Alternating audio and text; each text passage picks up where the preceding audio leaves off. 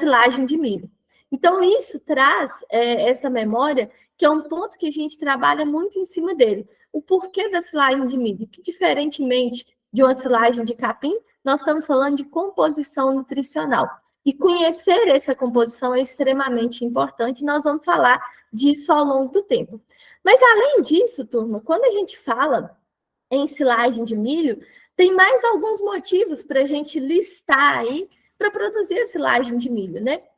Primeiro ponto, uma lavoura bem conduzida tem o potencial de entregar para a gente hoje um volume de massa por hectare alto, e quando eu falo massa por hectare alto, depois a gente vai ver que não adianta ser só a massa, né? Tem que ter a qualidade, mas principalmente refletir aí na produção de leite ou carne por hectare, que é a medida mais palpável, digamos assim, para a gente traduzir se a silagem foi boa ou não. É realmente o que vai converter em carne e leite.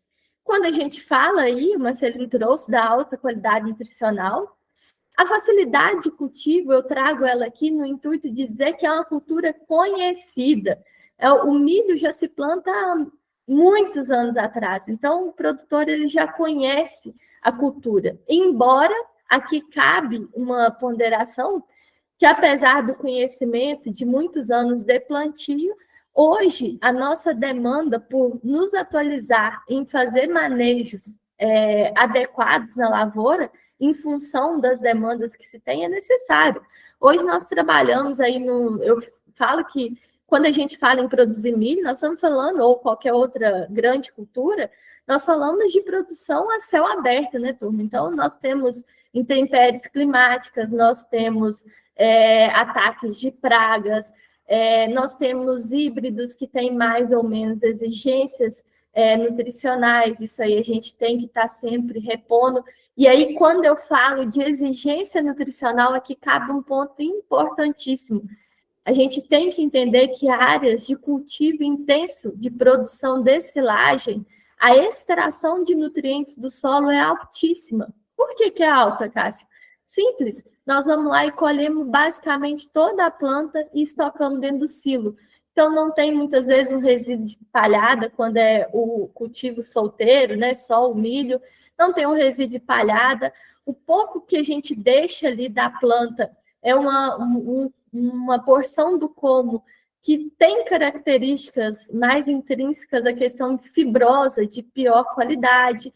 Isso aí não repõe nutrientes no solo. Então, áreas de cultivo de silagem de milho é um ponto de atenção, pessoal. A gente tem que levar isso para o agricultor com muita convicção e informação, que se ele usa área milho sobre milho, o potencial produtivo dessa área vai sendo reduzido. Então, às vezes, ele colhia 50 toneladas, ali a pouco ele colhe 45 e assim vai. Então, é fácil pelo conhecimento, mas o manejo é tanto quanto exigente para grãos, porque a gente tem que cuidar com essa extração de nutrientes. O perfil de conservação, comparado a uma silagem de capim tropical, a gente tem uma possibilidade de melhor qualidade de conservação. Por que, Cássia, que a gente consegue conservar uma melhor condição comparada a um capim tropical? Porque, pessoal, a gente consegue colher a nossa lavoura de milho com níveis de matéria seca, que a gente fala, ou seja, matéria seca é o contrário da quantidade de água. A gente consegue colher com níveis de matéria seca maior, ou seja, a gente consegue levar menos água para dentro do silo, num ponto ótimo que vai de encontro à produção e qualidade. Quando a gente passa para a questão de gramíneas tropicais, geralmente quando a gente tem maior concentração de proteína e digestibilidade, geralmente a gente tem muita água, então o nível de matéria seca é menor. Então, quando eu comparo capim tropical e silagem de milho, o capim, na hora que eu vou ensilar ele, geralmente ele está com os seus 25% até 27% de matéria seca. Então, o restante é água. E já o milho eu consigo colher ele facilmente ali com seus 30%, 35% de matéria seca. Então, eu levo menos água. E aí, quando eu levo a água para dentro de um sistema fechado de fermentação, é um desafio que a gente tem ali dentro, né? porque a umidade, eu tenho micro-organismos ali, e o excesso de água, ele pode ser prejudicial ao perfil fermentativo. Então, por isso que eu trago essa facilidade de fazer a conservação, justamente por a gente ter a possibilidade de estocar menos água no silo e ter uma qualidade e estabilidade nessa fermentação. Além de que a gente tem nutrientes, carboidratos solúveis, que ajudam ali na fermentação, com características em maiores concentrações no milho do que num capim tropical. Então, isso é um ponto importante. A gente consegue ter um perfil fermentativo melhor na silagem de milho. Baixo custo por quilo de matéria seca. Observem que eu coloquei entre parênteses. O baixo custo, turma, é em virtude do quão eficiente a gente foi para produzir essa silagem. Por quê? Por que eu falo baixo custo? Porque tudo que você investiu de semente, de operacional, de colheita, de estrutura para estocagem, para você fazer bem feito e mal feito, é o mesmo custo. A diferença é o quão você vai ser eficiente para isso. Então, se eu fiz uma lavoura bem feita, eu colhi na hora certa, eu processei o grão, eu tenho uma possibilidade maior de melhorar o meu custo de produção por quilo de matéria seca. Então, ele se torna baixo, mas vai muito em virtude da nossa eficiência também. Além disso, a gente tem uma diversidade de uso na propriedade. Hoje, com o avanço da mecanização agrícola, a gente consegue colher a silagem de milho para fazer diversos tipos de silagem.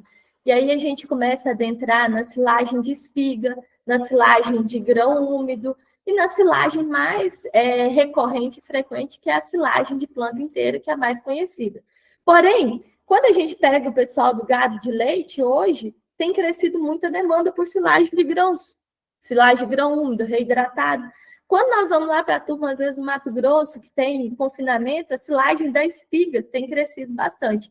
Então, quando eu trago essa diversidade, que uma planta de milho pode ser fragmentada em diferentes porções e produzir tipos de silagem com características distintas. Isso aí também é um motivo de se produzir silagem de milho. Além do que, se nós formos olhar para o gado de leite, onde a gente tem uma implementação bem forte também da silagem de milho aí na dieta, conforme o Marcelino trouxe, é o alimento mais utilizado no mundo para produzir leite, justamente por todas as características que a gente falou, principalmente nutricional, e esses outros pontos que a gente discutiu até aí. Até aí tudo certo, turma? Podemos seguir? Alguma dúvida? E aí nós vamos dar sequência aqui na apresentação. Então, nós falamos ali o porquê produzir silagem de milho. Agora nós vamos passar como a gente vai escolher um híbrido para silagem, para produção de silagem. E a minha pergunta para vocês hoje, aqui tem uma lista de características que eu já coloquei, mas eu queria ouvir de vocês, e Marcelino, agora a sua missão é indicar um colega da sala para a gente ouvi-lo. O que vocês levam em consideração para indicar um híbrido para a produção de silagem?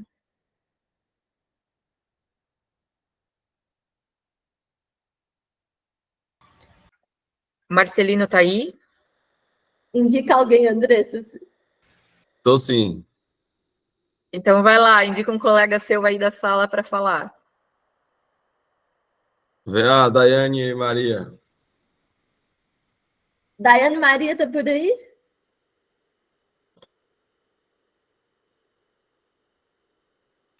Escolha aleatória. Acho que ela não está aí, Marcelino. Mas alguém se prontifica?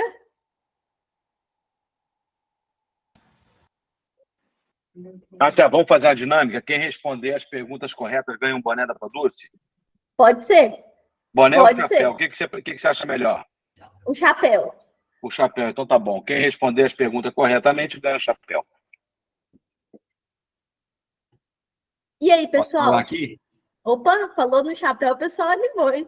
É engraçado, né? Fala em ganhar um chapéu, um boné, todo mundo fica alvoroçado. Vai lá, Regis.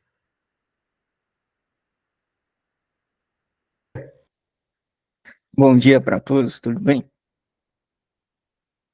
Bom Então, dia, quando se fala de escolha de um híbrido para silagem, de um lado, o produtor, na maioria das vezes, hoje ele está preocupado com a produtividade que esse híbrido pode entregar para ele. Se o material entrega alta produtividade, significa mais silagem para ele.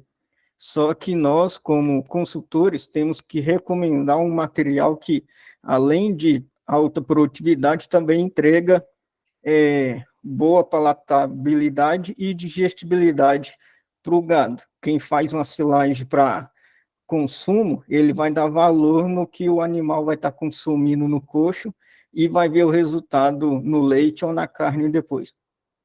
Regis, nota 1000 pela sua resposta, viu? E aqui, o que o Regis falou, pessoal, está resumido nisso aqui, olha só. Realmente, a gente define algumas características padrão para um milho, para a produção de silagem. Mas quem faz a validação se esse milho foi bom mesmo, tá aqui, ó, quem está consumindo, a produção que a gente vai converter. E quando o Regis traz, pessoal, essa questão, o produtor quer encher o silo. Mas eu costumo brincar que só encher o silo não resolve muito. Nós temos que encher o tanque de leite também, porque senão não paga a conta. Então, sim, nós temos características que a gente busca em híbridos para a produção de silagem.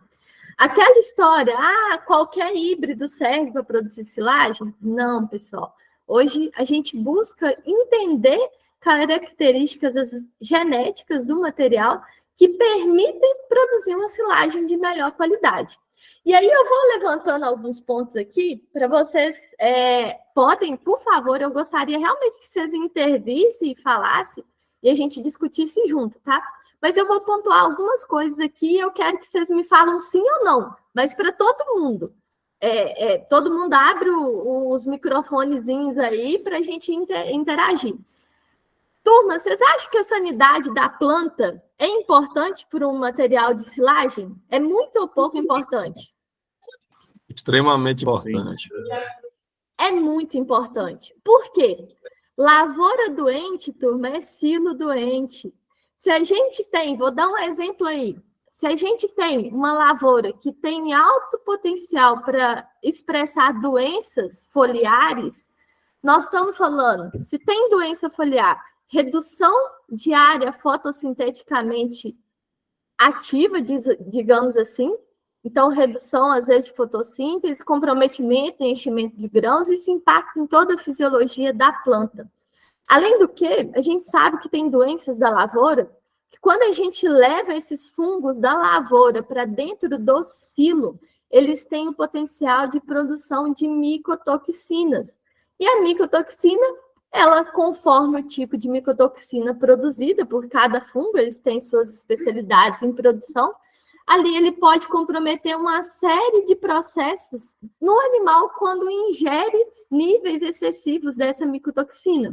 Então, a gente tem micotoxinas que comprometem a questão reprodutiva, o animal tem aborto ou tem dificuldade de emprenhar, redução no consumo, redução na produção de leite. Então, nós estamos falando o quê? De segurança alimentar. Quando a gente fala em sanidade de plantas para produzir silagem de milho, nós temos que lembrar que alguém vai estar consumindo aquele leite ou aquela carne. E, pessoal, essa ideia que existe micotoxina só em gado de leite já caiu por terra. Hoje já tem detectado condições expressadas por consequência de micotoxina em gado de corte. Então, de carne também a gente tem essa excreção, às vezes, em alguns níveis. Então, nós estamos falando em alimento que a gente está consumindo. Então, sanidade de planta é uma característica extremamente importante. Primeiro ponto. O nosso amigo falou de produtividade, se posicionou muito bem, que o produtor busca produtividade. E quando a gente fala produtividade, não é a produção de massa sozinha, é a produção mais vinculada ao efeito de qualidade e de rentabilidade do sistema como um todo. Então, tem que produzir muito, mas não só o volume, mas converter em leite e em carne. E janela de corte, turma? Na hora da colheita, se tiver uma janela de corte maior, é melhor ou pior para o nosso cliente? Vamos lá responder, pessoal, que o Regis já garantiu o seu chapéu, já estamos conversando aqui no WhatsApp. Vamos lá. Melhor. Isso aí, pessoal, é um ponto importante. Geralmente, falou que vai colher silagem, costuma que vem umas chuvas, né? Janela de corte é um ponto importantíssimo. Materiais para silagem que tem o ponto de secagem muito rápido, a gente fala dry down muito acentuado, a gente tende a ter janelas menores. Isso aí nos coloca numa situação de desafio de planejamento de colheita, que nós vamos falar que tem uma janela de colheita para a gente seguir. Então, janela de corte também é uma característica importante do milho. E profundidade de grãos, os grãos mais compridos, vocês acham que é melhor ou pior? Melhor. Quanto mais profundo, melhor. Por quê? Melhor. Porque vai aumentar a janela de corte, né? Os principais motivos. Não, de profundidade de grão. Porque você vai conseguir partir esse grão em mais pedaços, vamos dizer assim. Quem está falando? É o Haroldo aqui de Minas. Haroldo, joia demais. Justamente, pessoal, quando a gente tem grãos mais profundos, pensando que 92% dos nossos pecuaristas ainda colhem a silagem com máquinas tratorizadas, o grande desafio dele é o quê? Picar o grão, quebrar o grão. E a profundidade de grão é aumentar a superfície específica justamente para a faca contra a faca poder decapitar esse grão e quebrar ele o máximo possível. Porque grão inteiro só serve para criar galinha, não serve para produzir leite nem carne.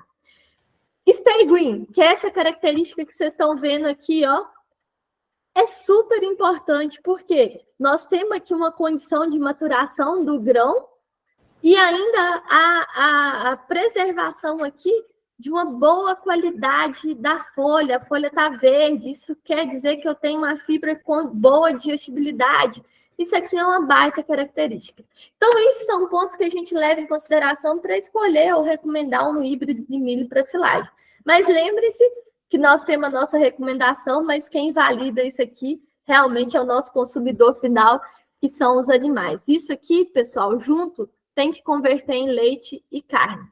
E aí nós vamos começar a falar agora, beleza, escolhemos um milho, aqui caberia um parênteses todo para a gente falar de manejo e cultura, mas vamos focar nos processos de produção de silagem. A minha pergunta é, quando que nós vamos colher essa lavoura para produzir a silagem? Aí pode ser mais um chapéu, Trota?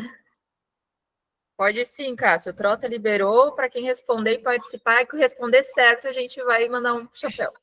Mas tem que responder certo, né, Cássio? A resposta é completa. Certo. Ô, Cássio.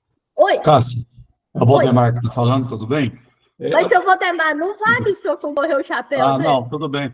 Aproveitando aí, quando a gente fala nessas características importantes, qual seria a altura ideal de corte do silo? Já eu vou falar, seu Valdemar, tá um pouquinho na frente, nós vamos conversar disso, pode ser? Pode ser. Fechou, então. 2/3 da linha do leite.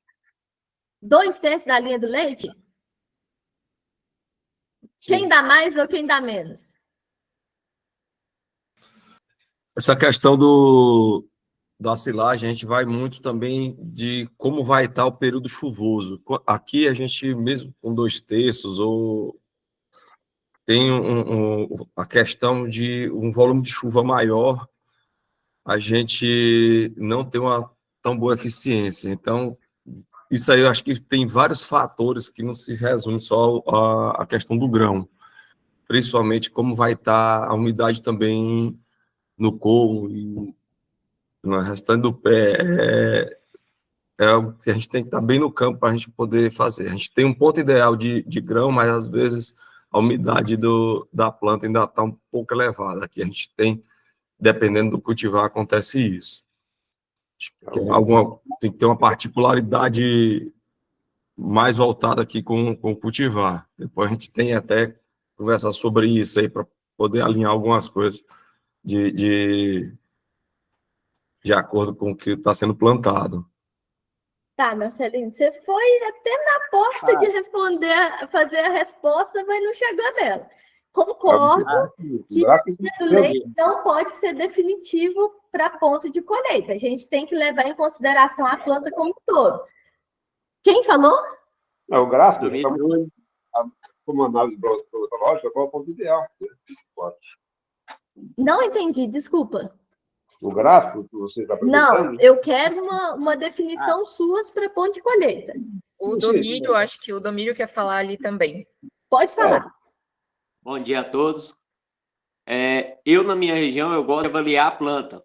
Primeiro a planta, depois também a espiga. Quando a planta está aí já partindo com a maturação e começa a perder a saneidade nas folhas, tendo uma matéria já bem mais seca, tanto no bacheiro, eu gosto de avaliar por essa parte, uns 30%, 40% dela, buscando com a espiga também, já vendo a maturação dela, com as linhas ali, com a maquinária que vai ser entrado.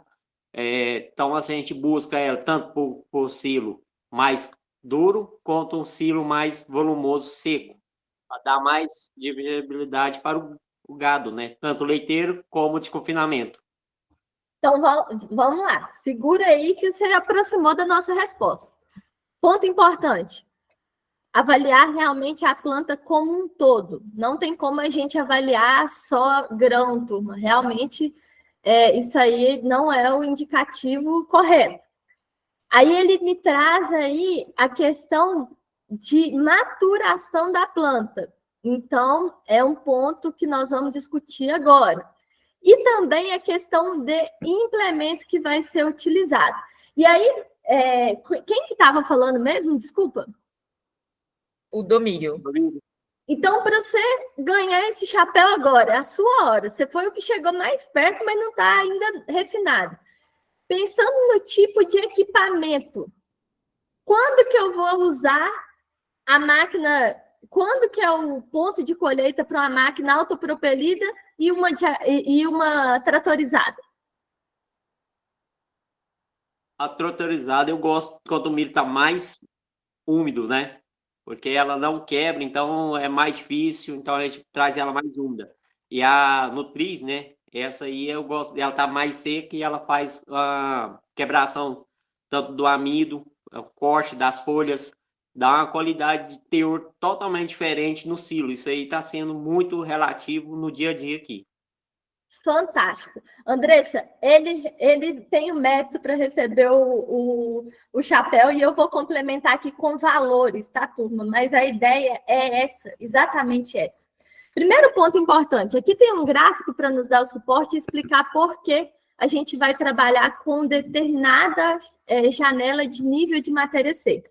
Observe que a cor vermelha aqui é nível de matéria seca, aqui deposição de amido na planta e aqui concentração de fibra. O que a gente nota aqui, turma? Que à medida que a planta vai maturando, ou seja, ela vai acumulando mais matéria seca, vai depositando mais amido. Por quê? O grão vai deixando de ser leitoso e passa a ser farináceo. Esse branquinho que vocês estão vendo aqui é o amido. Então, basicamente é isso, turma. O primeiro ponto é esse, da gente entender que nós não podemos colher muito antes dos 30% de matéria seca, porque nós vamos estar com baixa concentração de amido e muita água sendo estocada dentro do silo. Porém, muito acima de 40 não é ideal, porque nós tendemos a ter um acréscimo aqui no nível de matéria seca, mas não muda basicamente nada em deposição do amido, porque ele estabiliza a partir ali dos 40% de matéria seca e a gente perde uma qualidade de fibra na silagem. Então, primeiro ponto, o que vocês trouxeram de avaliação da planta como um todo, do bacheiro começando a perder o bacheiro, da linha do leite, que é uma indicação, isso tudo aqui, observa o que eu estou falando, é indicativo para a gente poder tomar a decisão com base no teor de matéria seca. É o mais assertivo a gente falar de matéria seca. E aí, quando o nosso amigo fala que ele prefere, às vezes, colher a lavoura mais úmida, nada mais é do que para a máquina tratorizada, pessoal, em função dos desafios que ela tem de processar o grão, que muitas vezes se dá apenas na faca e na contrafaca, De fato, nós não podemos deixar a planta chegar em 40% de matéria seca para colher. Já a automotriz, além da faca e da contrafaca, tem um dispositivo chamado cracker, que a silagem vai ser toda cortada na faca e na contrafaca, passa entre esses dois rolos, que estão ajustados geralmente aí de 1 a 3 milímetros, então essa forragem é toda prensada, literalmente prensada. Então, com 36% de matéria seca, nós temos uma condição de fibra um pouco mais enrijecida, grãos um pouco mais duros, e isso aqui realmente me ajuda a ter uma maior quebra de grão. Então, trocando a miúdos, linha do leite, visual da planta é indicativo para a gente começar a mensurar nível de matéria seca, que hoje a gente faz até com o airfry no dia a dia do campo. Para as nossas máquinas tratorizadas, níveis de matéria seca aqui acima de 30% até os 34%. Isso geralmente, se não for um período de estresse hídrico, tem correlação de 1/3 até 2/3 do grão, mais ou menos, em condições normais. Se for para a automotriz, nós podemos chegar aqui até 38% de matéria seca, turma. Eu gosto de trabalhar nessa faixa dos 36, 37, por quê? Essa máquina, ela tem um potencial de colheita fantástico, porém, tem um dispositivo fundamental nela para que ela realmente tenha um bom potencial de colheita. Aquela peça que está atrás a gente brinca atrás do volante, mas sentada no banco operando ela. Porque é uma máquina com alta capacidade de colheita, tem esse diferencial para ter um processamento melhor do grão, principalmente, porque a forragem, a parte fibrosa, foi cortada na faca e na contrafaca. Mas aqui, pessoal, isso aqui é ativado e desativado por um botão. E como esses rolos, eles trabalham muito justos, e eles têm tipo ranhuras, eles levam algum desgaste ali. E esse desgaste é necessário, às vezes, a troca, reparo dessa peça, ou a troca, que é um componente de alto custo no automotriz hoje. E, às vezes, quem está operando vai lá e desliga esse cracker, porque o nosso cliente está na mente que essa máquina, o benefício dela é colher mais rápido, mas não. Ela pode, sim, proporcionar uma silagem com uma digestibilidade de amido melhor, por melhor processar. Então, trocando a miúdos, a gente colhe na tratorizada mais cedo justamente para viabilizar a melhor quebra de grão. E, turma, vamos pedir aos nossos clientes, se tem o quebra-grão na máquina dele, para usar esse dispositivo. Tá vendo que é só uma peneira? Muitas vezes eles tiram para o quê? Aumentar rendimento de colheita. Isso aí é um dano irreversível na silagem. Então, colher silagem, nós temos essa janela de colheita, e ela é importante para a gente extrair valor daquela lavoura que a gente conduziu. Entendo que nós temos condição climática que interfere e às vezes faz perder do ponto. Tem a máquina que quebra. A máquina só quebra trabalhando, turma. A máquina não quebra parada. E às vezes vai mais uns dias para arrumar. Isso tudo interfere. E de fato vai acontecer. Não tem como a gente ter controle sobre tudo. Mas a gente tem que ter o norte do que é melhor para a gente produzir. Então, os impactos de errar esse ponto de colheita, ele é dos mais diversos possíveis. Como eu disse, se eu colho muito verde, eu estou estocando água dentro do silo. E aí, vocês já ouviram falar que o silo chora? O silo chorar é isso aqui, ó. É a gente ter a convicção que a gente colheu com níveis de matéria seca muito baixos, estocou muita água no silo, e esse processo leva a uma possibilidade de deterioração, de perda de qualidade da silagem. Isso aqui é um ponto de atenção. Isso aqui a gente falando de colher antes do ponto. E o depois do ponto pode ser em várias dimensões. Vocês estão vendo uma lavoura que tinha realmente passado muito do ponto e a gente não consegue, às vezes, processar a fibra, a palha de uma qualidade que o animal consiga consumir. E aí, quando a gente vê no coxo, isso aqui, turma, não é sobra de coxo, isso é seleção de coxo. O animal selecionou o que era cabível a ele, e isso aqui vai sobrando, isso aqui tem péssima qualidade. Ou, quando a gente traz a questão da baixa capacidade de quebrar grão. Quanto que custa esse grão aqui nas fezes do animal? Quanto que ele representa de perda de leite e carne por animal? Vocês têm ideia do que representa isso aqui, turma? Marcelino, você que é mais da área, quanto que você tem a dimensão da representatividade de perda de leite e carne em virtude de perda de amido fecal? Isso aí eu não tenho essa informação, não. Então, Mas vamos aqui- lá, vou te contar. Agora, nós não tem segredo aqui, nós queremos levar isso aí para o campo. Pessoal, isso aqui, Marcelino, é 1% de perda de amido fecal por mau processamento de grãos, ele pode representar aí de 200 até 500 ml de leite por vaca dia. Então, isso é um dado extremamente importante. Sabe qual que é a nossa preocupação, turma? Que eu estou falando de 1% de perda de amido fecal. A realidade nossa do Brasil, pela baixa capacidade ainda de colheita, chega a ser a 6%. Então, eu estou falando que numa condição extrema, nós podemos perder aí, às vezes, até 3 litros de leite por animal dia por baixo processamento do grão. E, às vezes, a gente tem o grão na silagem, ele não foi processado, e o produtor, para ajustar a dieta e ter o atendimento da exigência do animal, ele vai e coloca mais ração. Então, isso aí é um ponto importantíssimo para a gente olhar e ver que a gente tem que levar essa informação diariamente para o campo. E outra, quantas vezes que a gente já vai na propriedade, o produtor, a gente passa dentro do curral ali, do estábulo, e o produtor fala assim, olha para as fezes do animal e fala assim, nossa, olha o tanto de grão que deu na minha silagem. Imagina só a gente ter que explicar para ele que ele está perdendo tanto dinheiro. Então, assim, esse é o nosso papel, é orientar que às vezes a gente pode sim melhorar no processo. Lembre do que eu falei, fazer bem feito e mal feito é o mesmo trabalho. O diferencial é o quanto a gente vai conseguir de recurso final, né? Beleza, falamos de ponto de colheita, turma. E qual o tamanho que eu vou picar a silagem? Qual é o tamanho de partícula ideal?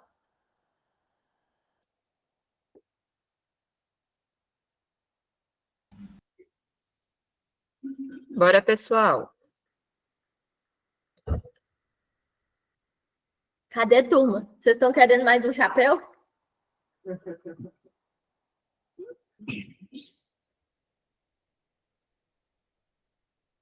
Turma, alguém se prontifica? Ixi, Andressa, acho que agora essa aí eu apertei a Pois turma. é, tu viu? A galera ficou... Pode chutar, gente.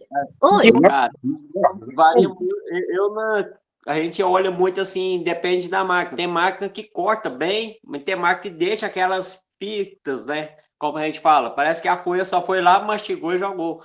Então, assim, a gente sabe que uma média ali seria bom se cortasse uns 2 centímetros, que a planta deixasse pelo menos uns 2 centímetros, né?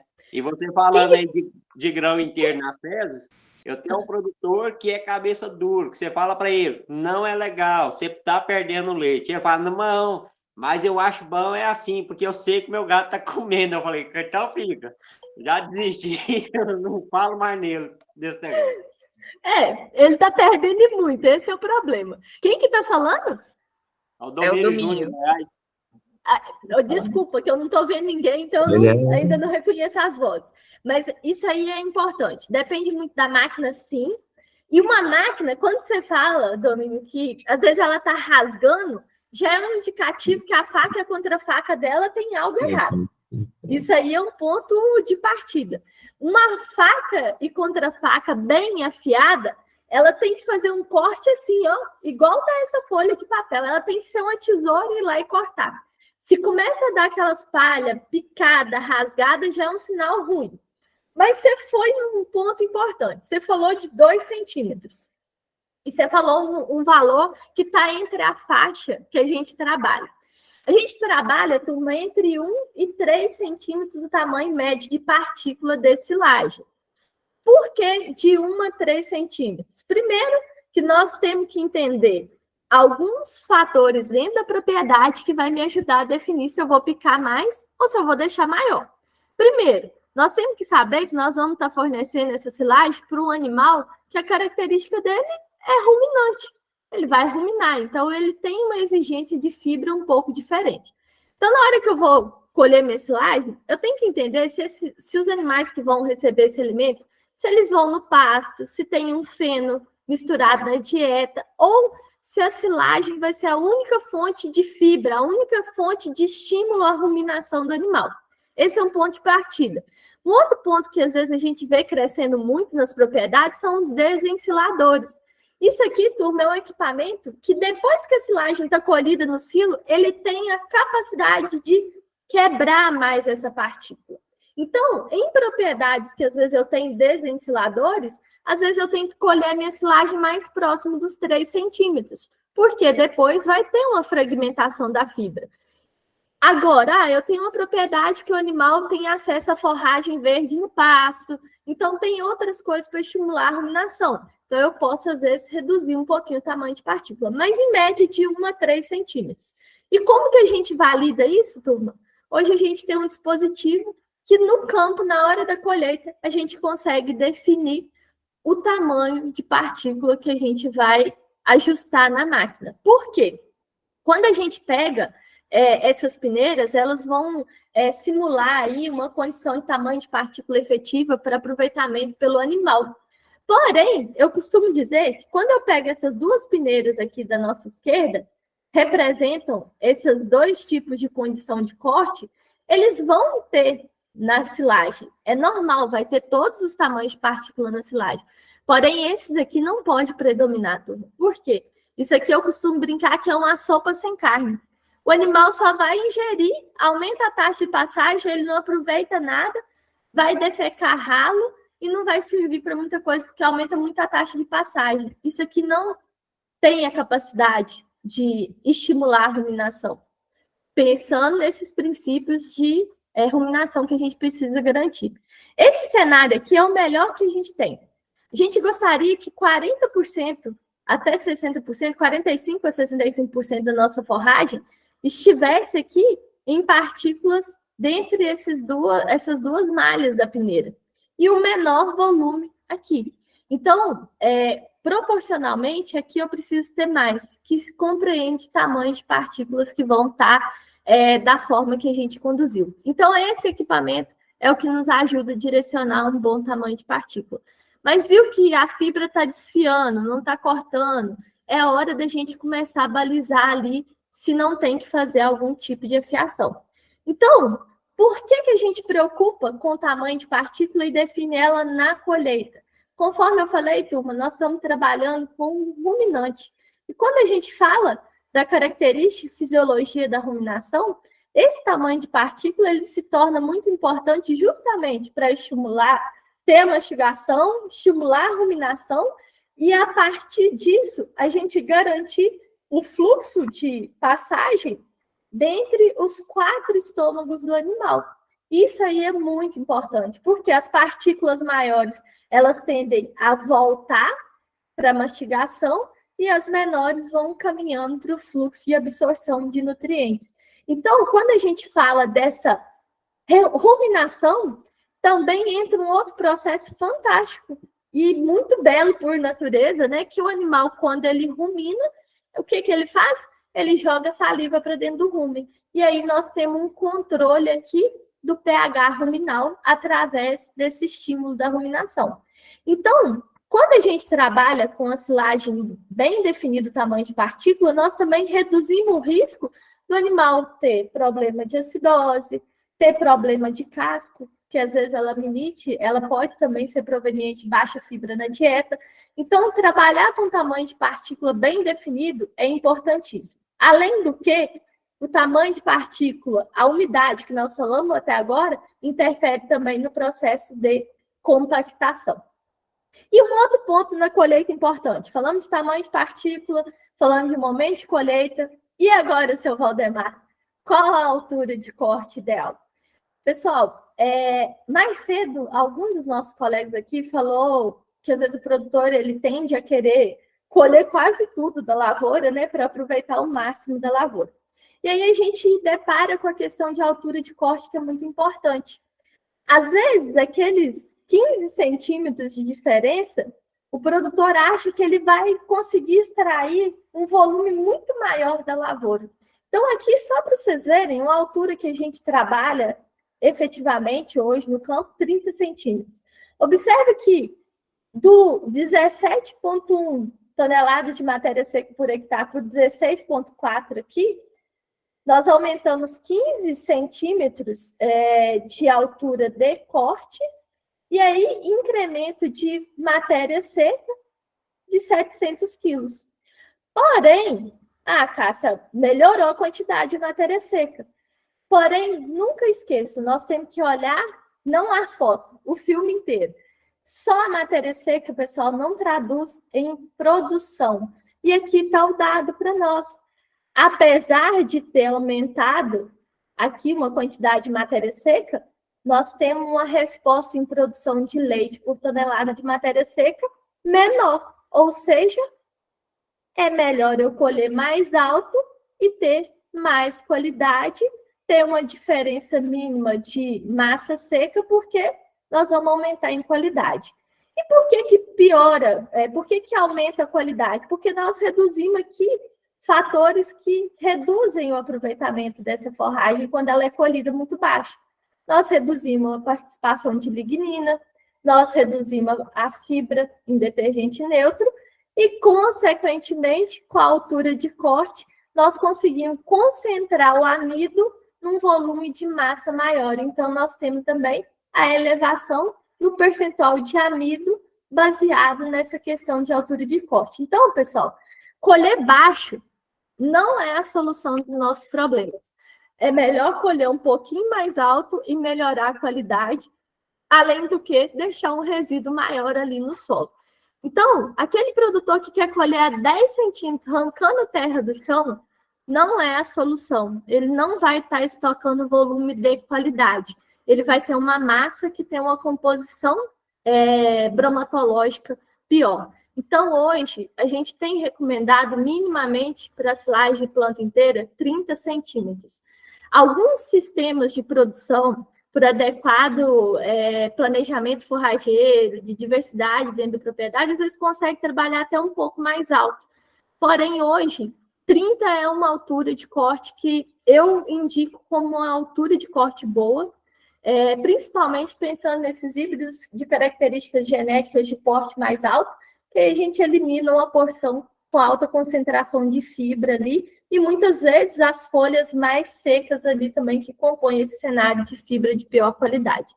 Seu Valdemar, consegui mostrar para o senhor a diferença de colher mais alto e mais baixo? Sem dúvida. Podemos seguir? Seguindo. Então, bora lá, turma. Se alguém tiver alguma dúvida, me interrompam. E aí, nosso colega anterior falou sobre quebra de grão, que o cliente dele prefere ver o grão inteiro. Oi. Cássia, mas pelo gráfico, você não mostra aqui para o objetivo final, que é a produção de leite, ou de carne, leite, aos 60 centímetros não é o ideal? Analisando todos os índices? Sim, quando eu olho aqui, 60 centímetros é uma baita oportunidade, sim. Porém, hoje, se você falar com o produtor para colher 60 centímetros de altura, às vezes ele vai chamar a gente de louco. Por isso que eu estou partindo do princípio dos 30. Mas, como eu disse, aqueles que têm possibilidade de aumentar a altura de corte, consequentemente, ele melhora a condição de produtividade, porque ele concentra mais energia num volume de fibra menor, tá bom? Até mesmo menos desgaste na máquina também. Sim, mas assim, hoje a realidade, eu estou te falando a realidade, é um cenário ideal se a gente conseguir escolher acima dos 50 centímetros. Mas hoje, se a gente chegar na propriedade e mandar ele escolher 60 centímetros, vão chamar nós de louco. Mas sim, é muito melhor, a gente consegue melhorar a qualidade da silagem. Hoje, qual que é a realidade? O produtor querendo colher 10, 15 centímetros de altura de solo, então hoje eu indico minimamente 30 centímetros. A 30 centímetros eu já me dou por satisfeita. O Regis está com a mão levantada. Fica à vontade, Regis. Só complementando aí, no caso, o corte mais alto na planta de milho entrega a silagem com teor de amido com mais proporção em comparação à massa verde, né? Exatamente. Eu consigo, Reis, aumentar a minha participação de grãos na massa de silagem, que é basicamente traduzido pelo que se falou, mais amido dentro da massa de forragem, no todo, né? Que seria representada aqui por esses cenários aqui. Marcelino está com a mão levantada, também fica à vontade. Essa questão aí do corte mais baixo, a gente bate numa barreira que é o quê? É ter algum volumoso, que muitas vezes a propriedade pega para ter algum volume a mais. Então, quando a gente passa para qualidade nutricional, o ideal a 60, isso aí é fantástico. Quando a gente consegue isso aí, a gente pega para quando vai as vacas em lactação, joga essa parte de estar aí cortando a 40 centímetros, mas quando vai para o gado de manutenção, o cara acaba botando lá embaixo para poder dar um volume maior. Então, a gente, até a questão de situações dentro da propriedade, muitas vezes a gente tem que entender a situação do produtor, para a gente definir essa questão do corte e ter que cortar, porque senão vai faltar volumoso, igual aconteceu esse ano aqui na região. Marcelino, eu concordo com você. Quando a gente compara sair de 15 para 60, nós estamos falando aí, bem dizer, aí de 2 para 3 toneladas, mas de 15 para 30, nós estamos falando de 700 quilos. Eu vejo ainda que entendo essa demanda do produtor por estoque de forragem, mas 1 tonelada de melhor qualidade, eu ainda considero como melhor do que o estoque de 700 quilos de colmo, basicamente de colmo, sabe? Concordo que o 60 é o ideal, mas como eu disse, vou reforçar, turma, hoje, se um produtor conseguir fazer de 30 para mim, eu já estou me dando muito por satisfeita, porque a minha realidade é disso aqui para menos, tá bom? A nossa realidade, na verdade, a nível de Brasil. Mais alguma situação? Acho que podemos seguir, Cássia. Joia. Então, vamos lá. Sobre o processamento de grãos, que nosso amigo falou que o cliente dele prefere ver o grão inteiro. Pessoal, quando nós estamos deparando com o grão inteiro, nós estamos tendo a possibilidade de extrair muito pouco desse amido que está dentro do grão. A digestibilidade se torna muito baixa, o aproveitamento se torna muito baixo. Então, esse gráfico mostra que à medida que a gente vai quebrando esse grão, essa digestibilidade vai aumentando. Por quê? A gente tem uma exposição do amido e melhor acesso a ele e aproveitamento ali pelos micro-organismos. Então, o grão inteiro, apesar de ser visível, Regis, e às vezes dá a impressão do produtor que o grão está ali, infelizmente, como você disse, é o pior cenário. Então, hoje, turma, para a nossa situação, se a gente quebrar o grão de 2, 3 partes acima, é legal. Falar que a realidade nós vamos conseguir quebrar um grão 8 partes, talvez com a automotriz bem ajustada seja mais próximo do real. Mas hoje aqui, sinceramente, hoje a partir do momento que a gente quebra 3, 4 partes, nas nossas máquinas tratorizadas, a gente já tem um ganho muito mais elevado do que o ganho do processo sem o quebramento. E hoje, como que a gente avalia se na colheita a gente está tendo um bom processamento de grão? Um volume de 1 litro de forragem, pega alguma medida que meça 1 litro e vamos contar grão inteiro. Ela tem uma associação com a perda de amido fecal.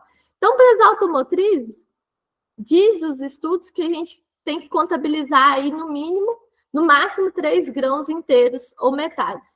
Para as de arrasto, aí sim a gente pode chegar até uns 5 grãos inteiros ou metades.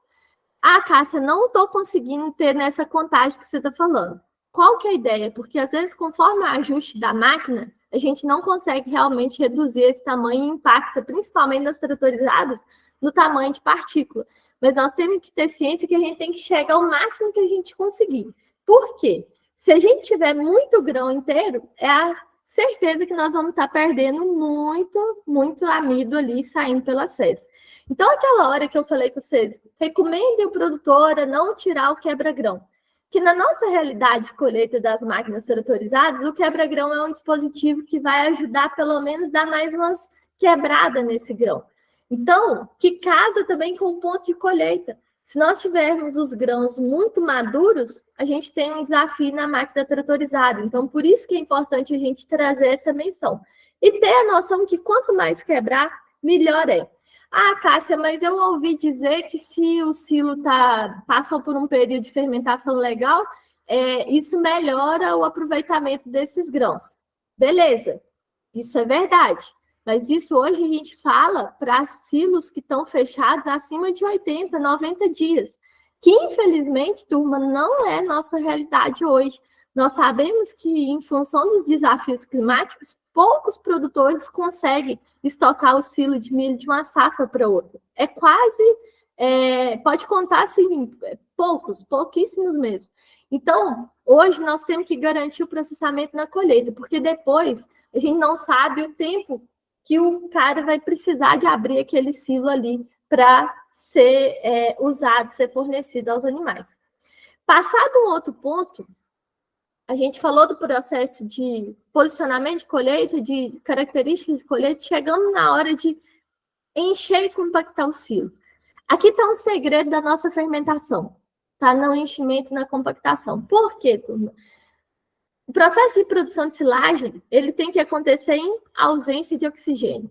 Então, quanto mais eu compactar, quanto mais eu tiver agilidade no processo de fechar um silo, eu tenho menos exposição ali de oxigênio dentro do silo e também a respiração que é da própria planta que vai consumindo os nutrientes ali. Então, quanto mais rápido eu conseguir fechar o silo e exterminar esse oxigênio daí de dentro, a gente tem uma qualidade no processo fermentativo melhor. E aqui cabe um ponto de atenção quando a gente traz as máquinas autopropelidas. Nós temos que ter uma capacidade de enchimento e compactação gigante dentro da propriedade. Porque quando a gente vê uns casos desse, muitas vezes não tem essa capacidade de compactação e pela capacidade de colheita dela ser muito maior do que, às vezes, propriamente encher e compactar o silo, a gente vê silos que não são bem compactados, fica muito oxigênio, isso leva ali a um processo de perda aí de nutrientes e do próprio processo de fermentação em si. Então, pessoal, encher e compactar o silo é uma estratégia que a gente tem que planejar bem em função da nossa capacidade de colheita. Se eu consigo chegar com 10 toneladas na boca do silo por hora, ou 5 toneladas na boca do silo por hora, eu tenho que entender o que eu preciso ter lá para compactar. Hoje, geralmente, o que a gente recomenda? Qual que seria o cenário ideal? Que a gente tivesse 40% do peso que chega no silo por hora ser o peso que está em cima ali compactando. Então, se chega a 10 toneladas por hora, o ideal é que se tivesse um trator de 4.000 quilos, de 4 toneladas, para garantir essa boa compactação. Mas mais do que isso, lembra que eu falei lá atrás? Ponto de colheita, umidade, tamanho de partícula interfere aqui na compactação. Partículas muito grandes, dificuldade da gente ajustar elas e compactar. Partículas muito pequenas, um pouco mais fácil, sim. Mas são processos que a gente tem que cuidar, porque nós temos que olhar para quem vai estar consumindo. Sempre trabalhar camadas mais finas, a compactação intensa, cuidar para ver se não está ficando áreas sem compactar. Aqui nós estamos com a estrutura de silo, que é mais fácil de compactar dentro das trincheiras, mas quando nós estamos falando de silo superfície, pessoal, aí nós entramos num outro processo extremamente importante, que é a inclinação do meu silo. Ele não pode ser um triângulo, ele tem que ser curvo, e essa inclinação eu tenho que dar a possibilidade do trator ter uma boa condição de trabalho. Por quê? Se eu não compacto bem as extremidades, que é a nossa base, o centro também não fica compactado. Então, para o silo superfície, que é aquele que faz em cima do chão, nós temos uma regrinha também de dimensionamento, que para cada 1 metro de altura no centro, nós temos que ter uma base dele ali até de 3 metros, justamente para a gente ter uma suavização na inclinação desse silo. Então, compactar é um processo fundamental para a gente começar a colocar a cereja em cima do bolo. Depois de tudo que a gente fez até agora, a compactação ela vem compondo aí um processo para dar uma segurança maior no perfil fermentativo dessa silagem, porque é expulsar o oxigênio de fora do silo. E aí chegamos na parte de vedação. E a minha pergunta agora, eu vou aproveitar aqui para perguntar mais um pouquinho, Andressa. Qual o melhor tipo de vedação do silo, turma?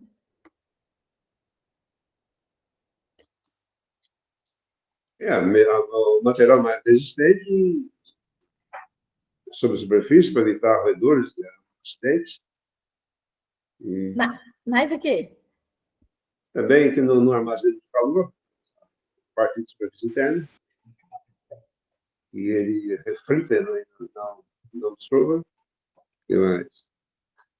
E deixar menos bolsa possível de ar desde a massa é cobertura. E qual que é a melhor lona para silagem, para fechar o silo? Em micras e em diâmetro, eu não vou lembrar para você agora, mas para a face branca, preta, que ajuda para dar reflexo da radiação solar.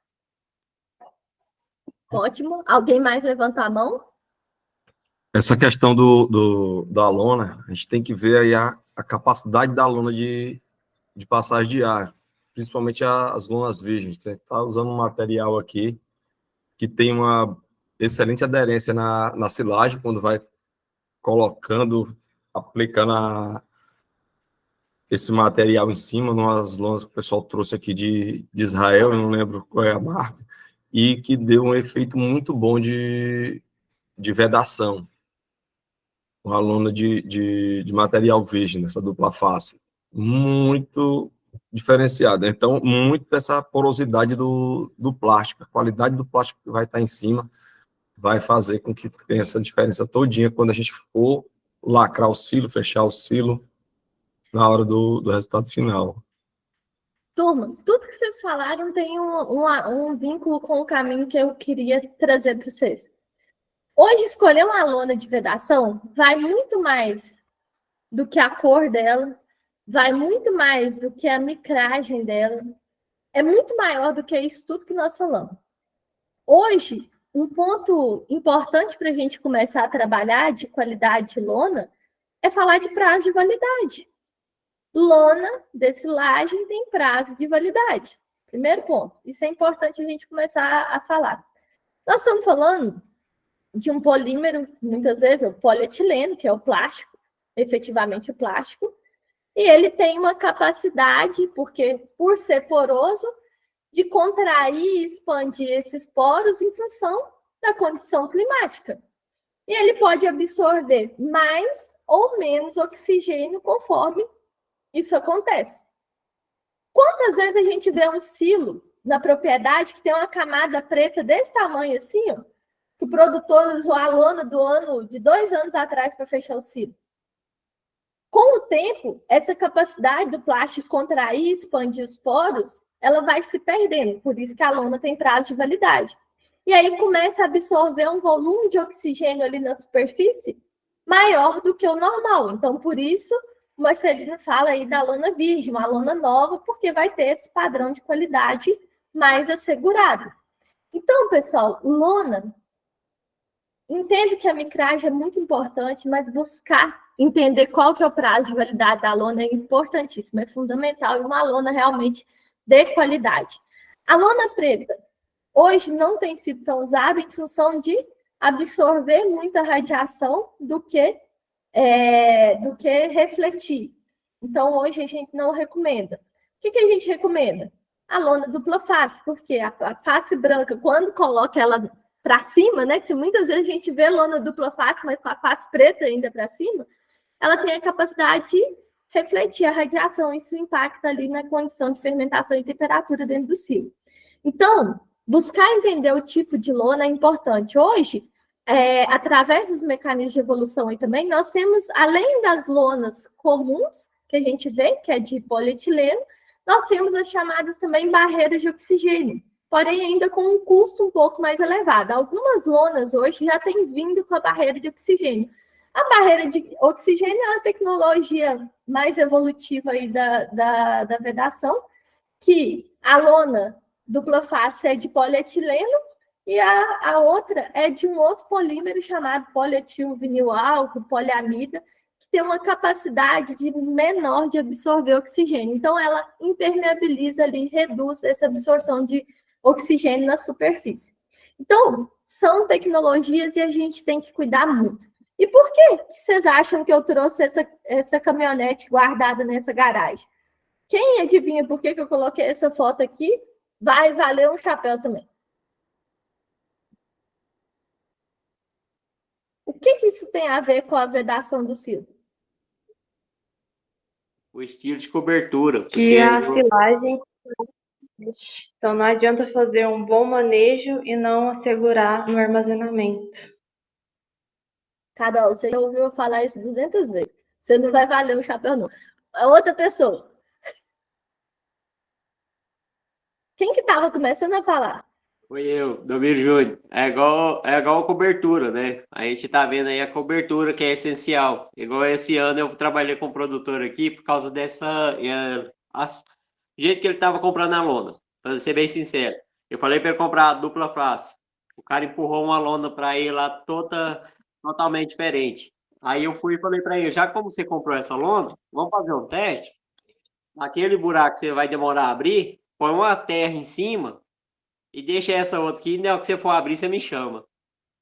Aonde que ele colocou só a de preto, ele viu que ela queimou em cima, ficou totalmente essa mancha preta, e aonde tinha a terra ficou intacto. Então é igual essa cobertura aí. Se tem uma cobertura boa, o silo vai continuar ali, vai fermentar sozinho, vai dar uma qualidade pro grão, né? Tanto lugar. Isso aí é um ponto importante. Hoje, eu não tenho recomendado colocar terra em cima do silo pela dificuldade de tirar depois. A gente pode trabalhar com cintas de corda, ao invés dessas estruturas aqui, que elas têm um custo maior, mas trabalhar com cintas de corda é uma possibilidade. Mas você chegou muito perto do que eu gostaria de trazer a correlação. Porque, geralmente, dentro de um silo, pessoal, nós temos um valor estocado gigantesco, né? Que tem ali semente, que tem adubo. Só um minutinho, deixa eu concluir. Que tem adubo, tem tudo ali, mas às vezes a gente usa uma lona de má qualidade e não tem segurança desse alimento que está estocado. Então, vedação é importante. Oi, Andressa. É que eu acho que o Marcelino está bem empolgado ali, querendo ganhar um chapéu. Eu não estou vendo. Não é nem pelo chapéu, não. Aqui é mais pelo conhecimento mesmo. A gente trocar ideia e aprender. Essa questão aí, a gente vê a temperatura interna de um carro que fica no sol, ela é imensa. Quando a gente vai entrar nesse carro, é sofrido, né? A gente tem feito até lateralmente aos silos o plantio de algumas árvores para diminuir essa radiação solar, esse calor, esse aquecimento dentro do próprio silo, né? Para ter uma sombra. Então, acho que quando a gente vê essa situação aí do carro sendo protegido, essa situação de temperatura interna dentro do silo, com o sol batendo direto, principalmente aqui na nossa região, que chega aqui a 46 graus de temperatura no campo, isso aí vai influenciar muito na qualidade e estabilidade do silo. Isso aí, Marcelino, que você traz é bem legal, porque aí nós partimos do princípio que a gente tem que realmente ter uma lona de boa qualidade, nesse sentido, para minimizar esse impacto mesmo. Por quê? O processo de fermentação, no início dele, ele já tem uma elevação de temperatura natural, né? Até ele ter uma estabilização, e a silagem, quando ela está estável, ela passou por um bom processo de fermentação, ela tende a ficar fria, né? Ela tem que ser fria. E realmente, a radiação sobre uma lona de baixa qualidade, isso vai piorar muito esse cenário. Então, essa cautela de ter a qualidade da lona, e o que eu trago aqui do carro é justamente para a gente relacionar a essa questão do valor que está estocado ali de baixo, e às vezes a gente economiza justo na lona, achando que está tudo bem. E é onde a gente menos pode economizar, é na vedação. Alguém levantou a mão? Não, esse é um comentário, né? Pelo valor do material que está embaixo, né? Sobre a cobertura. Você não nota nessa imagem da caminhonete, o valor alto, né, ligado, e que ele está com uma cobertura de deficiência, parte coberta, parte não coberta. Então, seria uma cobertura total, uma vedação total, no caso da silagem, e com um material que corresponde ao valor daquele que está embaixo, que é a silagem. Então, aí, a caminhonete mostra que ela está descoberta, uma parte coberta está protegendo só a cabine, não está protegendo a carroceria, que também faz parte da caminhonete. Isso aí. Muito bom.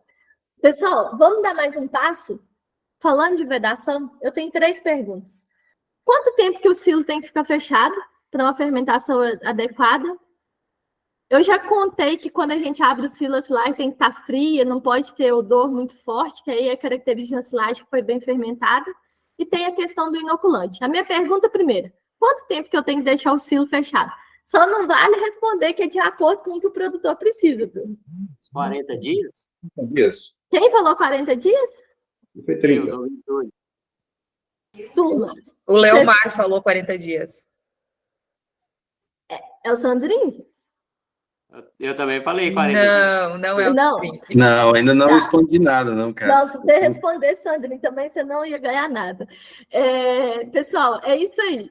40 dias é um período mínimo que a gente entende que dentro da condição legal a gente tem um perfil bom de fermentação. Logicamente que eu brinco que a silagem é igual ao vinho. Quanto mais tempo ela tiver estocada, bem armazenada, ela vai melhorando, por exemplo, a questão da digestibilidade do amido. A gente consegue melhorar isso durante um período de estocagem. Então, assim, quanto mais eu conseguir deixar fechado, é melhor. Mas o que eu não posso querer é colocar a lona, fechar a lona hoje e semana que vem eu fornecer esse alimento para os animais. Ali, o nível de ácido da fermentação não vai estar o ácido lático em prevalência, vai ter outros tipos de ácidos que fornecidos ao animal não é tão interessante. Então, além da temperatura que vai estar alta. Então, minimamente 40 dias a gente tem mais segurança. E aí tem uma turma que fala assim, não, mas você pode usar o inoculante que você vai abrir silo mais rápido. Pessoal, inoculante não foi feito para abrir silo mais rápido. Isso não existe. Porque vocês imaginam se o cara já começou colhendo no ponto errado, picou errado, não vedou com a lona certa. Vocês acham que o inoculante vai lá e vai fazer um milagre para mudar isso e transformar numa coisa de excelência? Não vai. O inoculante, o objetivo dele na silagem não é abrir silo mais rápido. É minimizar as perdas de matéria seca, perdas adversas ali dentro. Só que nós temos que entender o que tem dentro do inoculante. Porque muitas vezes, às vezes, se a gente tomar um remédio para dor de barriga querendo tratar dor de cabeça, vai funcionar? Não vai. Então, o inoculante a gente tem que entender ou rastrear as possibilidades que podem existir. Ou colheu com matéria seca muito baixa, ou muito alta, ou na hora de tirar a silagem do silo, ele não consegue, às vezes, fazer um bom manejo do painel do silo. Então, eu tenho que entender qual é o propósito do uso do inoculante, mas jamais abrir o silo mais rápido. Então, um exemplo aqui que a gente tem para evitar, por exemplo, silagem que tem possibilidade de ter um baixo manejo do painel de silo. A gente entrar aqui com inoculantes que tenham cepas homoláticas, mas também aqui tem o Buchanan, que é um exemplo de uma cepa heterolática, que vai produzir ácido acético e controlar leveduras. Então, isso aqui, pessoal, são situações do dia a dia que a gente tem que entender o porquê que nós vamos usar o inoculante. Mas não recomendo inoculante para abrir silo mais rápido, porque vocês estão correndo um risco de ter frustração do cliente de falar com vocês que não deu resultado, porque ele está esperando outro tipo de resultado. Então, isso é um ponto de atenção. E, para finalizar, nós falamos todo o processo de produção e chegamos na parte de análise bromatológica. Quando a gente pega um laudo de análise bromatológica, tem uma série de informações em um laudo. Todas são importantes, porém, no dia a dia da prática, nós temos que buscar informações que vão nos agregar e fazer a diferença aí para a interpretação e posicionamento ou adequação de uma dieta com base na análise bromatológica. Então, eu particularmente vou ver qual que é o nível da matéria seca que está nessa silagem, qual o nível de amido, de fibra, de digestibilidade da fibra, o quanto que ela está produzindo de leite e carne, conforme o propósito da propriedade. Então, eu consigo pincelar informações ali pontuais para a gente construir um posicionamento e entender. E aí, quando eu falo de análise bromatológica, vocês vão entender do que eu falei lá na escolha do híbrido. Lembra que nós falamos que quem valida se o híbrido é bom é o animal que vai produzir mais leite ou mais carne, quer que seja. Então, eu captei as informações importantes de algumas análises bromatológicas e coloquei aqui para apresentar para vocês. Então, aqui, nível de matéria seca, amido, fibra, energia. Aqui eu tinha produção de massa verde da forragem, então, com percentual de matéria seca, eu estimei aqui quantas toneladas de massa seca por hectare que eu tinha. Produção de leite por hectare e por tonelada de matéria seca. Então, eu peguei esse caso bem aleatório aqui. São clientes do Rio Grande do Sul, que fizeram as análises bromatológicas. Aqui um híbrido X e aqui um material concorrente. Então, aqui seria a área comercial do produtor e uma área teste com outro material. A mesma condição, o mesmo manejo. Qual que foi a grande diferença que teve no Rio Grande do Sul na última safra, turma? Baixa luminosidade no período inicial de plantio, muita umidade, aparecimento de doenças, principalmente bacteriose. Isso nos trouxe nitidamente a diferença de ter híbridos realmente que são direcionados para silagem ou não. Então, quando a gente olha aqui em todos os parâmetros, a gente vê uma grande diferença de produção de massa, de amido, de energia, isso vindo da análise bromatológica. Quando a gente traduz aqui produção de leite por hectare, o produtor ele teve 2 cenários dentro da propriedade, de tirar 24 mil litros de leite por hectare ou 14 mil. A diferença estava no quê? No híbrido, porque o manejo é o mesmo. E essa diferença, pensando num custo médio de leite hoje no Brasil, seria algo em torno aí de R$20 mil plantando um ou outro híbrido. Então, reforçando o que a gente trouxe lá no início, a silagem ela passa por processo de produção, mas o primeiro é uma boa definição de um material para silagem, para a gente chegar lá no coxo e ter essa expressão aqui dos animais em produção, que é isso aqui que vai pagar a conta. Então, pessoal, caminhando para o final, em resumo, processo de produção de silagem, o professor Rafael Amaral define como os 3 S de produção: o solo, o silo e a silagem. E aqui eu elenquei alguns pontos que são importantes. No solo, preparo de solo, a escolha do híbrido, que a gente tanto falou para plantar, plantio, condução e manejo da lavoura. Quando chega no silo, entra cada pontinho desse que a gente entrou dentro dele, de colheita, tamanho de partícula, corte, compactação, enfim. E quando eu chego no S da silagem, vai desde o conhecimento da qualidade da silagem, que a gente acabou de ver através de uma análise bromatológica, entender que cada silagem é única em uma propriedade, porque conforme o manejo, ela pode se expressar de maneiras diferentes. Lembra que fazer o bem feito e o mal feito é o mesmo custo. A gente tem que partir dos pressupostos de indicadores zootécnicos e entender que silagem de qualidade leva a maior produtividade. Então, em resumo de tudo que a gente tentou conversar aqui nessa manhã, são esses os resumos. E só para deixar uma frase aí, Andressa, agora eu tive que me adiantar aqui, porque eu falei demais no início, que é uma frase que eu acho que vale para cada um que está dentro dessa sala hoje, que ninguém que deu o seu melhor se arrependeu. Então, deem os seus melhores a cada amanhecer, que é uma oportunidade da gente fazer algo diferente de novo. Andressa, agradeço aí, você e o Trota pelo convite. Pessoal, estou aberta a perguntas. Vamos para frente. A gente que agradece, independente de tempo, acredito que todo mundo que está aqui, todo mundo permaneceu até o final, é porque a tua aula foi exemplar, tá? Com toda certeza tu conseguiu passar o conhecimento que a gente esperava e muito mais. Tem a Daiane agora que está com a mão erguida. Daiane, fique à vontade. Agora eu voltei para ver a cara de cada um aqui, que eu só estava sozinha lá falando.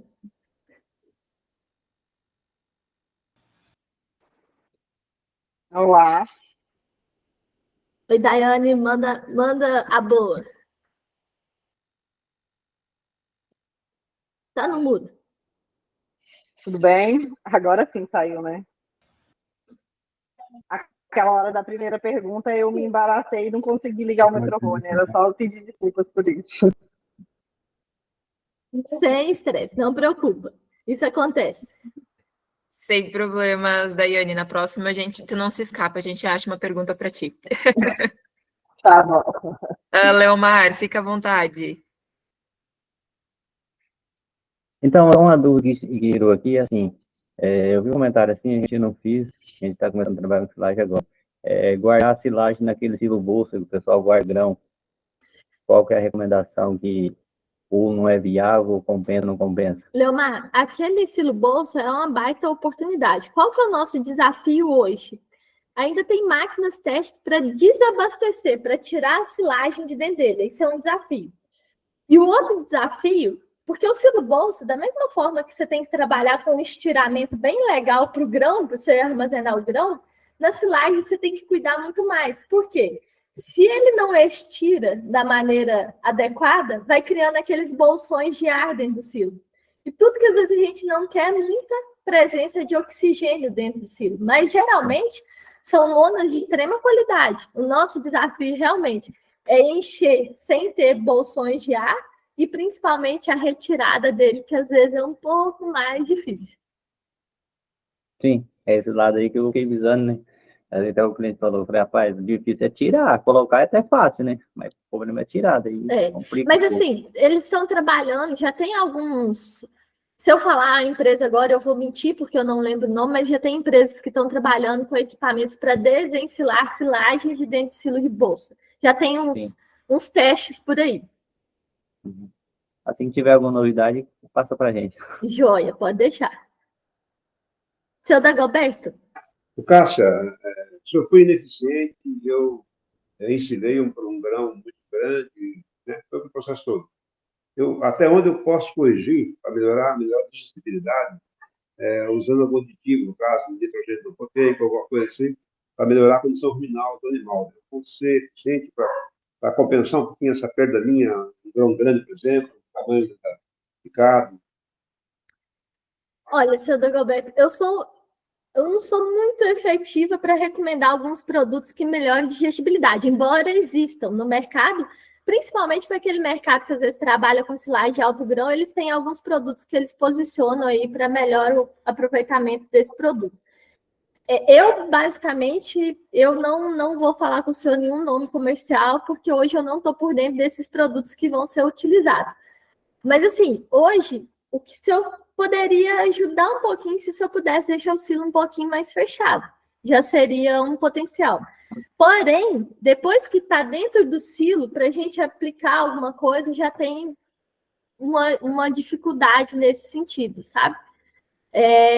Se o senhor conseguir deixar um pouquinho mais estocado, às vezes minimiza um pouco o efeito. Não resolve, mas às vezes minimiza um pouco o efeito.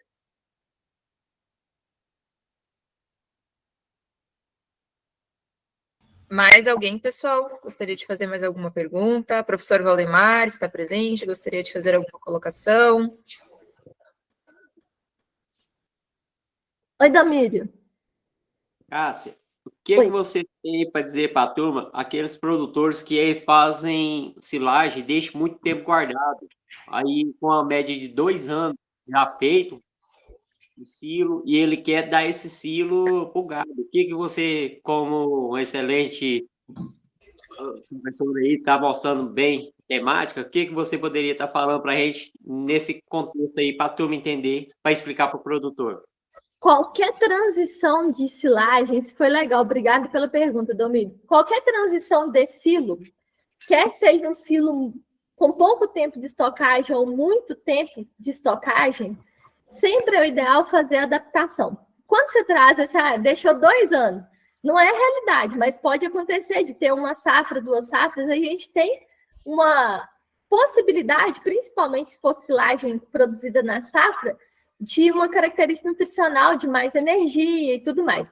Então, via de regra, turma, quer seja silagem de muito tempo estocado, de menos tempo estocado, transição, se for uma silagem da safra e outra da safrinha, sempre vão fazendo a adaptação dos animais. Isso aí, assim, o seu silo vai acabar semana que vem. Essa semana você começa a misturar um pouco com o outro, justamente para o animal não sentir um choque de diferença positiva ou negativa de qualidade nutricional, principalmente para gado de leite, Porque a vaca de leite, se ela está no pico de lactação dela e ela sofre um impacto muito grande de disponibilidade de energia da silagem, ela pode cair no pico de lactação e não recuperar mais. Eu não sei se seria nesse sentido, Domínio, mas assim, a sua pergunta me trouxe à luz esse ponto de adaptação de qualquer transição de silo que é importante. Não, foi sim, foi bem compreendido, foi isso mesmo, porque como a gente está falando assim, é porque eu tenho alguns produtores que têm, infelizmente, esse manejo de fazer um silo e deixa ele lá guardado, leva o gado para outra e fica lá, e se você não conseguir fazer essa temática com ele, explicar que ele tem que fazer uma substituição nutricional com esse ali, ou melhorar esse silo, vai dar alguma coisa no gado. Então, bom deixar isso aí para a turma, né? Bem explicado, porque talvez faz esse manejo e não faz essa competição, né? Isso. Tanto sair do melhor para o pior ou do pior para o melhor, a gente tem que recomendar essa adaptação, turma. Obrigada, Domílio, por trazer esse ponto que eu não tinha falado. Obrigada, Domílio. Professor Valdemar, fica à vontade. Ô, Cássia, como você bem falou sobre o híbrido específico para silagem, acontece muito o seguinte: o produtor vai comprar o nosso híbrido, por exemplo, específico para linhagem, e a primeira coisa que ele fala é a análise bromatológica. Aí o híbrido sozinho ele não consegue ver a qualidade que vai ter esse silo. Então eu gostaria de saber quais são os outros fatores que vai interferir na qualidade dessa análise bromatológica. Joia, seu Valdemar. Isso é importante. Geralmente a gente vai vender, o cara quer saber da análise bromatológica, mas a análise bromatológica, turma, é um resultado de uma soma de fatores. Por quê? O material ele tem que expressar uma boa condição de qualidade, porém, observa que, igual eu falei, seu Valdemar, nós passamos por processos. E todos os processos vão impactar no resultado final. Então, ponto de colheita, altura de corte, período de fermentação, isso tudo vai culminar para a gente extrair o máximo ou o menor valor do híbrido. O híbrido é importante, sim, falamos muito das características do híbrido para silagem, mas os processos em si são tão importantes quanto o híbrido, porque às vezes ele tem um baita híbrido e não consegue converter leite em carne porque ele se perdeu ao longo do processo de produção. Ótimo. Obrigado. De nada, seu Valdemar. O Alex Matos mandou aqui no chat: sintomas de doenças de casco no animal referem-se à silagem? Alex, em alguns casos, por falta de fibra na dieta, então pode ser, se for só silagem e ração, às vezes a silagem muito miudinha, ou se não tem outras fontes de fibra na dieta, podem levar a problemas de casco, tipo laminite. Mas é a falta de fibra no todo da dieta. Se o alimento desse rebanho for só silagem e ração, a fonte de fibra é a silagem. Então, se ela estiver muito moída, realmente, às vezes, está faltando fibra efetiva para garantir aí a saúde ruminal do animal.